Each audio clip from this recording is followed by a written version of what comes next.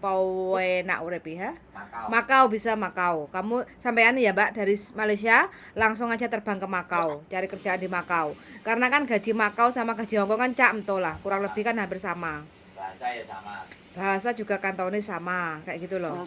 Nah, mending ke Saya Makau pernah nunggu aja visa di bisa. Makau dulu. Kenapa? Dulu juga pernah nunggu visa di Makau. Iya, nggak apa-apa, makanya sampean ke Makau aja, kayak gitu kan.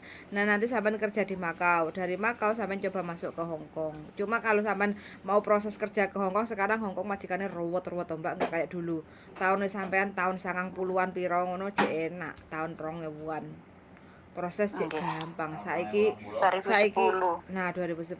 Majikan saiki rodok ruwet-ruwet, Mbak. Majikannya saiki soalnya hah?